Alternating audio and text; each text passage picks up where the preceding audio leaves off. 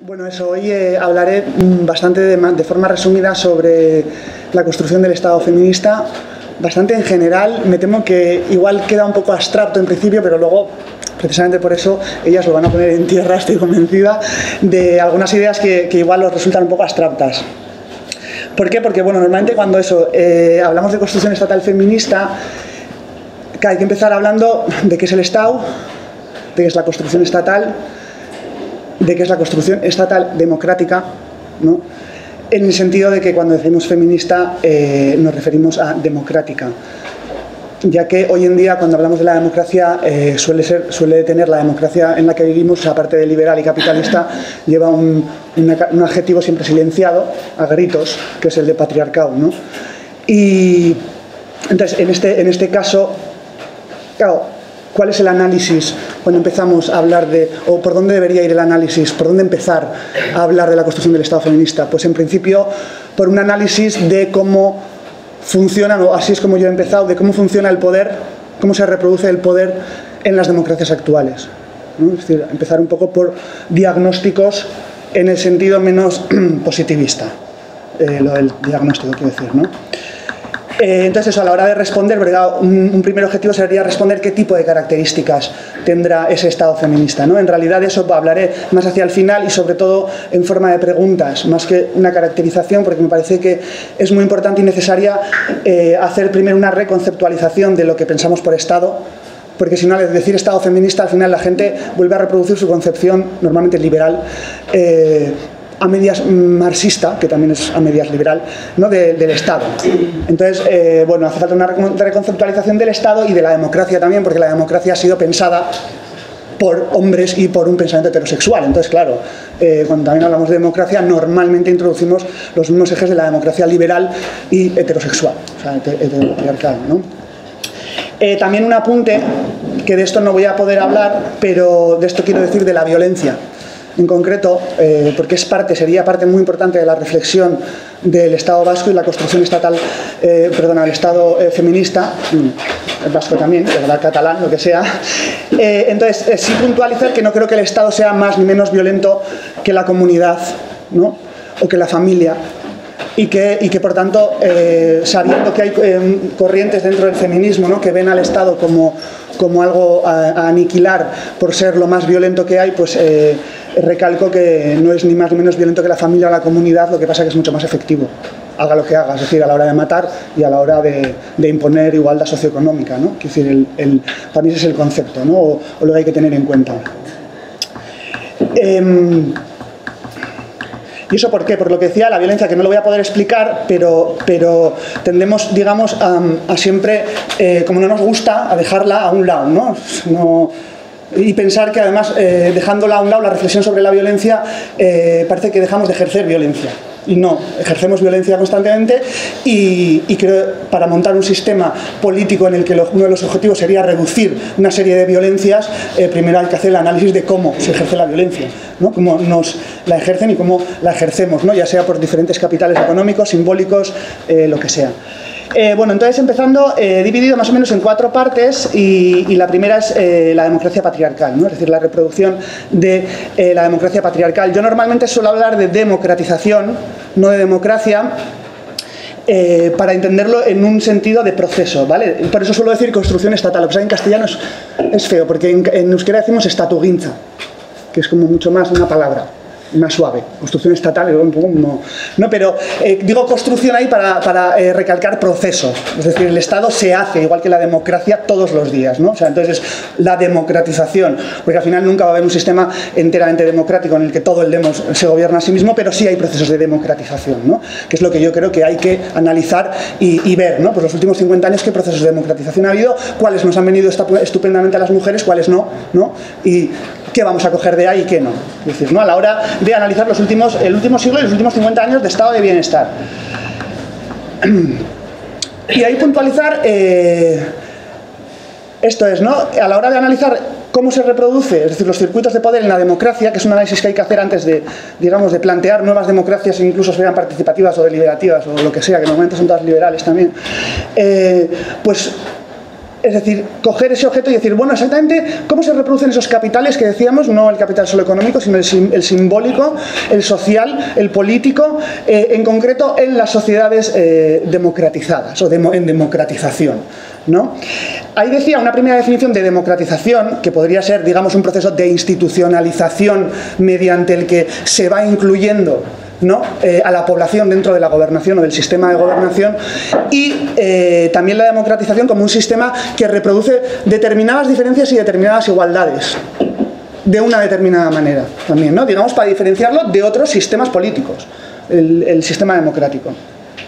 Entonces, ¿qué pasa con el sistema democrático? Que requiere, pues, por tanto, instituciones, en el sentido de que los sistemas democráticos lo que crean son sociedades institucionalizadas, ¿vale?, estatalizadas. En ese sentido. Entonces, ¿por qué? Porque las democracias requieren instituciones con mucha capacidad política, ¿vale? Mucha capacidad política. ¿Por qué? Porque una de las definiciones instrumentales de la democratización sería que el objetivo es decir, ¿cuándo se da la democratización? Cuando tienes una alta capacidad estatal que puede materializar las demandas de esa sociedad, ¿vale? De una sociedad que evidentemente, por tanto, tiene que estar articulada y ser capaz de crear todas esas demandas e introducirlas en el sistema de gobierno, ¿no? Pero claro, al mismo tiempo, pues eso, escuela pública o aborto gratuito. Es decir, bien, pues tienes que tener una capacidad estatal como para poder poner en marcha eso en todo, ¿no?, un determinado territorio, etcétera. Entonces, por eso quería yo recalcar, cuando hablamos de Estado, que hay que tener en cuenta que en el Estado democrático o un Estado democratizador, el Estado es la sanidad pública, la escuela pública, pero también las médicas que están ahí, las educadoras sociales, las profesoras, los profesores, los jueces, los psiquiatras, etcétera, etcétera, etcétera.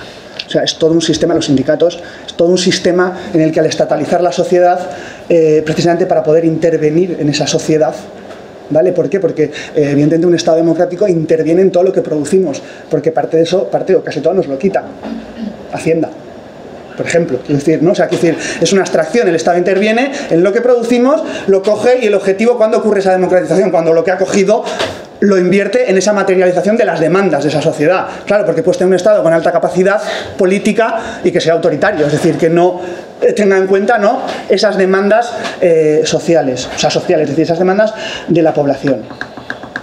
Por eso decía que son esas dos partes, es decir, es inevitable. Es decir, para que haya una democratización tiene que haber capacidad estatal, pero tiene que haber capacidad de movilización muy fuerte y constante. Constante, porque evidentemente el poder institucionalizado siempre se acumula. Siempre se acumula. Eso es una de las, lo que tienen las relaciones de poder, ¿vale? Que siempre se acumulan. Entonces tiene que haber todo el rato lo que hemos llamado contrapoder, que en realidad es parte del proceso democratizador, que es digamos, todo el rato un requerir o un protestar, ¿no? Es decir, se consigue algo y venga, ya hay otra vez otra protesta, etcétera, etcétera. Sin parar, es muy dinámico.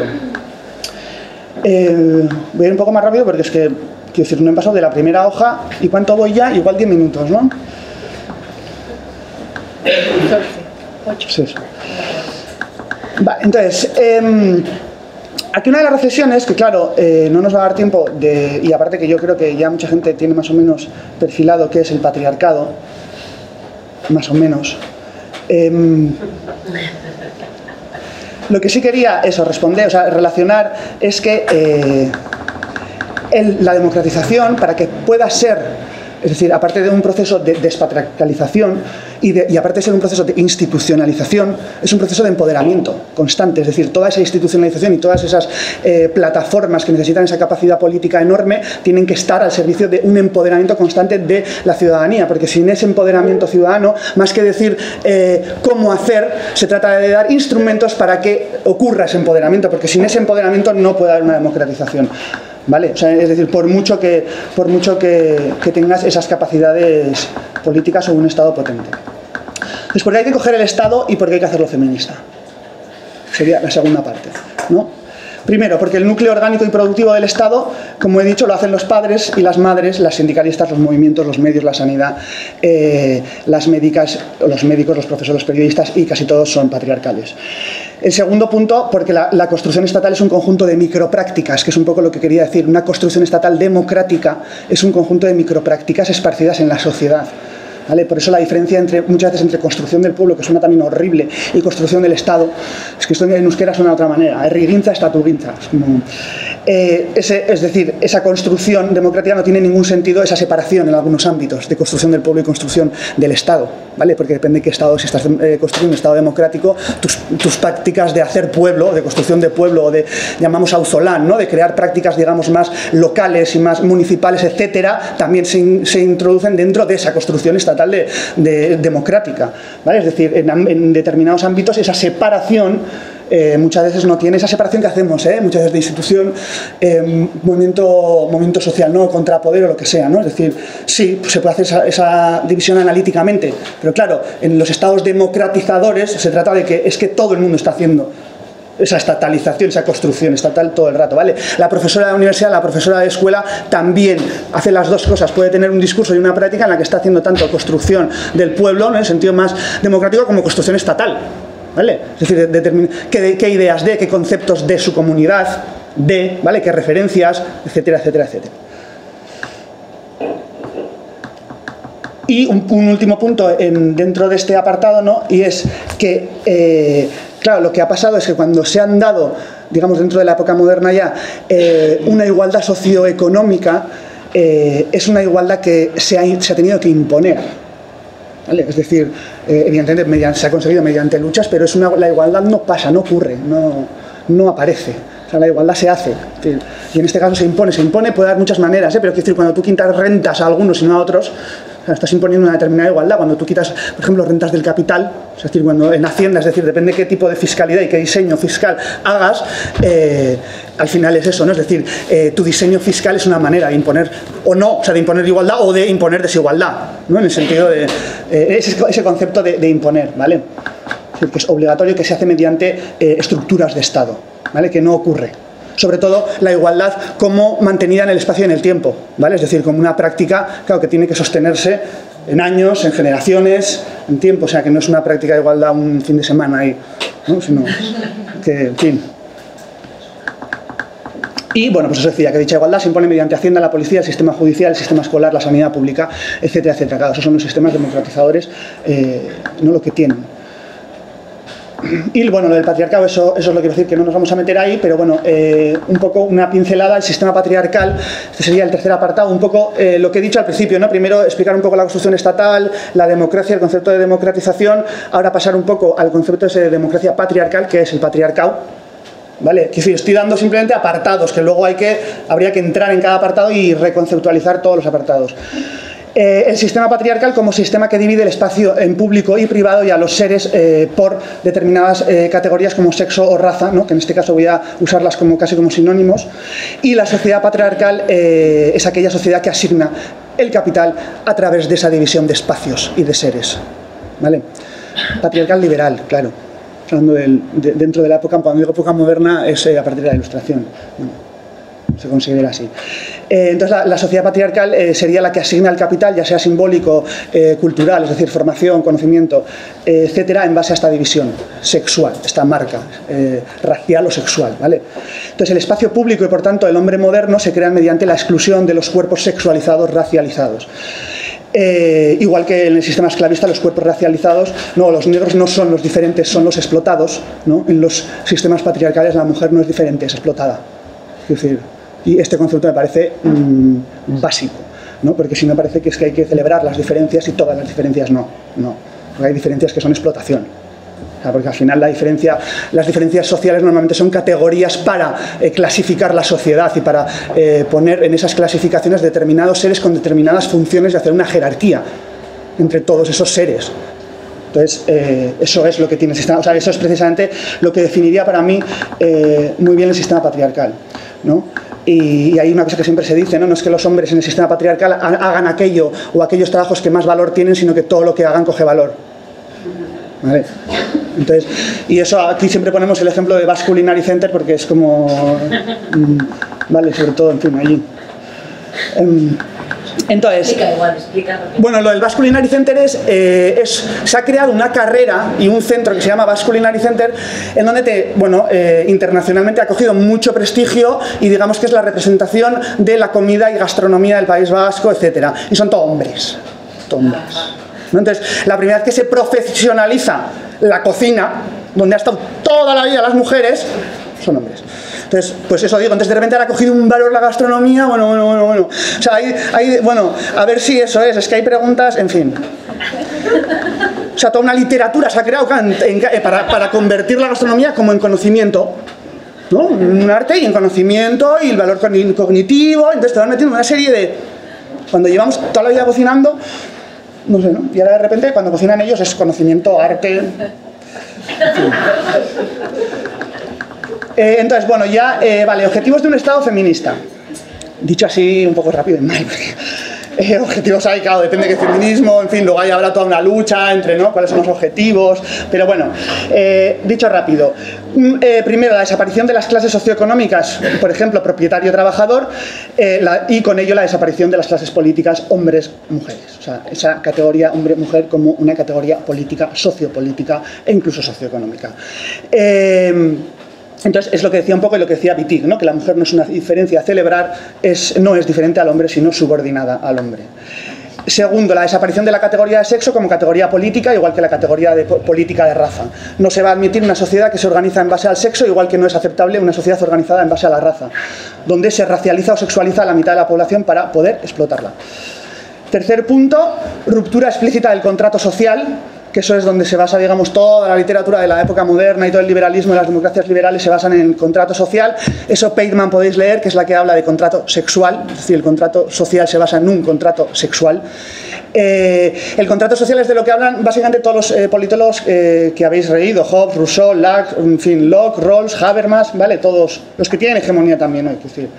Entonces, el contrato sexual dice Peitman, es una sirvienta para cada hombre, una mujer privatizada para cada hombre público, ¿no? Y en base a eso se basa luego el contrato social, que es el del hombre público, ¿no?, que hace un contrato con todos los hombres públicos de la sociedad para admitir las leyes, ¿no?, obligaciones, derechos, etcétera, etcétera. O sea, está sobre eso. Entonces, el contrato sexual obviamente es misógino y heterosexual, y la heterosexualidad no es una pulsión, sino un régimen político. Eso sería toda la idea de Wittig, ¿vale? La heterosexualidad no es con quien folles, sino es un régimen político. No es una manera de ver la sociedad dividida en sexos. O sea, es ver mujeres y hombres, ¿no? Bueno, y toda la implicación que tiene eso. 4. Codificar nuestros saberes como conocimiento. Es decir, conocer o pensar racionalmente es pensar heterosexualmente. Es decir, lo que se llama pensar racionalmente o conocer es pensar heterosexualmente. Para el pensamiento heterosexual también Wittig, ¿vale? Porque se refiere, quiero decir, a toda la tradición, en este caso occidental, ¿no? Pues desde Hobbes y Kant hasta Freud, Lacan, Zizek, etc. Pensar racionalmente, es decir, pensar heterosexualmente, significa pensar la sociedad y la humanidad dividida en esos dos sexos y organizarla en base a eso, ¿vale? Donde el sexo es una categoría digamos, política, y el capitalismo además divide una sociedad, es decir, exactamente hace la misma función que hace la división propietario-obrero en un sistema capitalista. Entonces, empezar a construir un Estado feminista implicaría poner sobre la mesa todas las mesas, ¿no?, aquellas que están en las sedes de los movimientos sociales, en los ateneos, pero también en el gobierno, en las mesas de los plenos y los ayuntamientos, en las mesas de negociación, en las mesas de los bares y a pie de calle, poner sobre todas las mesas la idea de que nuestra democracia es absolutamente racista, es decir, patriarcal, que las mujeres no son diferentes sino explotadas, que el hombre-mujer es una clase sociopolítica y que si el objetivo del socialismo-anarquismo es la desaparición de clases socioeconómicas, el objetivo del feminismo es la desaparición de clases sociopolíticas.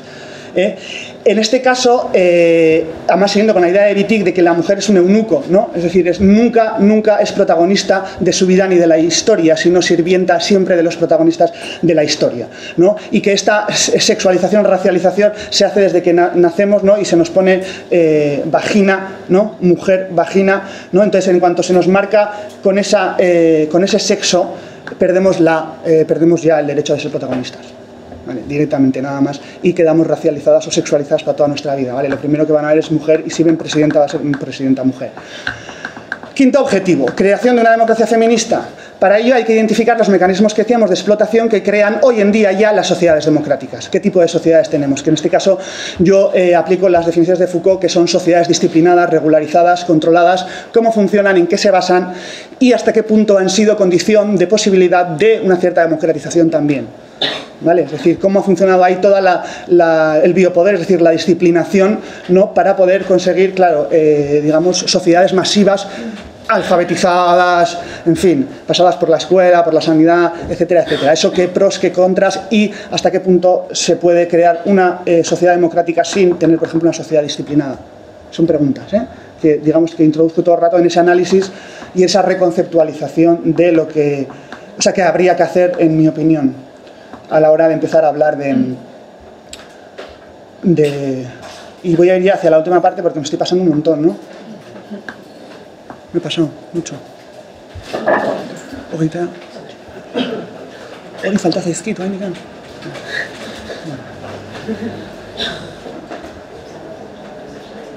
Vale, entonces, bueno, recopilando la primera idea que he dado de que para la democratización se necesita una capacidad estatal, capacidad estatal y por tanto, digamos, instituciones con alta capacidad política que llamamos.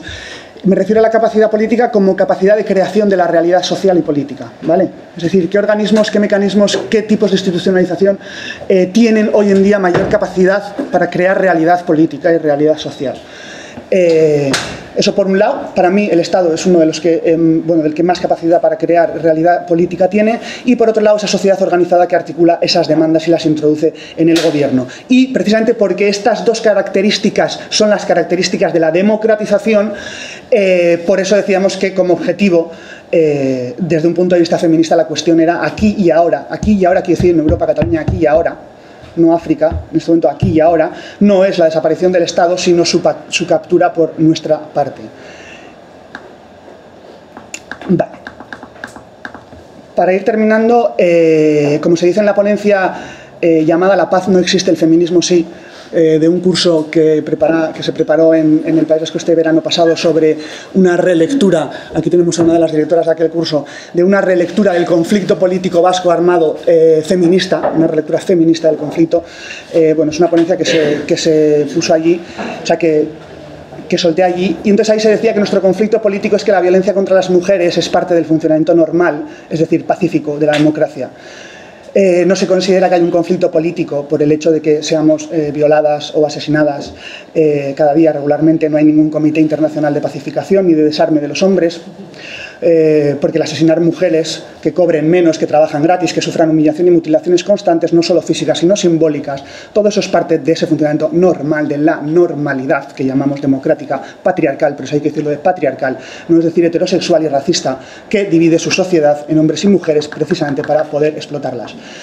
Y entonces ahí se decía, el conflicto político ocurre cuando los hombres se matan entre ellos y la paz cuando los hombres llegan a un acuerdo entre ellos. Y esto pues es importante porque nosotros estamos en un proceso de paz, bloqueado, pero bueno, un proceso de algo allí. Entonces sus muertes, la de los hombres sí son un conflicto político y sus humillaciones son universales, ¿no? Las de las mujeres son de mujeres. Entonces, por eso la propuesta de pasar a la fase de gobernar. Es decir, queremos gobernar el conflicto, queremos gobernar la violencia, queremos gobernarlo todo. Gobernarnos.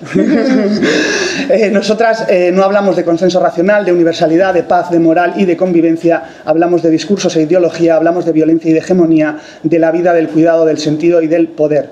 Nuestras preguntas no son qué tipo de condiciones deben cumplirse para decidir entre todas las políticas públicas que nos afectan, que es la típica premisa de la democracia deliberativa liberal, sino que nuestras preguntas son qué es la política, qué es lo político, quién va a decidir, y a la hora de implementar las políticas multiculturales, quién va a decidir qué es cultura, por ejemplo. Las preguntas de quien está en esa construcción del Estado feminista no son cuántas mujeres deben estar en el Parlamento, sino cuántos créditos se darán en el currículum a esas madres y mujeres que cuidan y crían a sus hijos y quienes cuidan a sus padres. El cuidado de la descendencia, por ejemplo, en esa construcción estatal feminista se hará en base a la sangre como ahora, o el cuidado se llevará a cabo mediante redes públicas o comunes donde los hijos no serán considerados como ahora propiedad privada de los padres. Por ejemplo, se cobrará por trabajar, desaparecerá la diferencia entre empleo y trabajo. ¿En base a qué se va a cobrar? Es decir, ¿cómo se va a establecer el valor? ¿No? En base al tiempo empleado, como en el marxismo, al mercado, a la especulación. ¿Quién va a decidir cómo se aplica el valor? ¿La élite financiera, los sindicatos, las embarazadas? ¿No? Es decir, esas preguntas, las mujeres que curran en casa, las viudas. ¿Quién va a decidir el valor de las cosas? ¿No? El valor de cuánto vale una hora de trabajo, el valor de cuánto vale un producto. de quién serán los campos de fútbol, la calle, la noche, de quién será la tierra y el conocimiento. O sea, todas estas preguntas, digo, porque nos llevan mucho, nos ayudan a hacer el análisis de ahora de quién es la tierra, de quién es el conocimiento, de quién es la calle, de quién es la noche, etcétera, ¿no? Como parte de esa construcción estatal feminista, los objetivos a corto plazo, dentro de diferentes objetivos, que nos hemos puesto, por ejemplo, ahí en Euskal Herria, es la incidencia política directa, y no solo indirecta, y el veto. Objetivo 1, os explico. La incidencia política directa sería ocupar posiciones de poder o convertir aquellas posiciones en las que estamos en poderosas, ¿no? Esto no refiere a entrar a las instituciones, ¿no?, sino a hacer construcción estatal donde ya estamos. Da igual donde estés. Da igual si estás en la escuela, si estás en la administración, en la calle, en la clase, en el sindicato, da igual. El segundo objetivo, que es el del veto, es conseguir en todos y cada uno de los espacios que ocupamos ya hoy en día el derecho a veto. Es decir, crear grupos feministas dentro de los puestos de trabajo y de cualquier grupo por el que todas las cuestiones tendrán que pasar. Por ejemplo, que el sindicato ha de tomar una decisión, pues tiene que pasar por el grupo feminista que tiene derecho a veto. Lo mismo en todos los movimientos sociales, partidos políticos, grupos de teatro, medios de comunicación, gabinetes, educación, medicina, urbanismo, sanidad, etc. En todos y cada uno de los sectores que conforman nuestra sociedad. 3. Convertirnos en interlocutoras directas del gobierno, es decir, un parlamento paralelo de mujeres o un gabinete paralelo. Lo del parlamento paralelo está sacado de una idea de Catboy, por ejemplo, que es del Radical Independence de Escocia, Catboy, una mujer. Toda decisión gubernamental tendrá que pasar por lo que hemos denominado, por ejemplo, allí, todavía en plan risas, pero que llegará el Consejo Feminista de Estado, ¿no? O sea, hacer un consejo por el que tiene que pasar todos los temas y ese consejo va a tener capacidad de veto. Y claro, no digo todos los temas que afectan a las mujeres porque son todos. Entonces, bueno, es así como las mujeres pasaremos de ser eunucas, como decía Wittig, o derivaciones de los hombres, ¿no?, de ser minoría, de ser sector del pueblo, a ser centro, a ser gobernantes, dueñas de nuestro cuerpo y de nuestro sistema político. Y entonces allí solemos decir, si queremos hablar de paz, hablemos de universalidad, de Kant y de lo mal que lo ha hecho el marxismo, el socialismo y por supuesto el nacionalismo. Si queremos hablar de bienestar, igualdad y dignidad, hablemos de feminismo. Y ahí termino.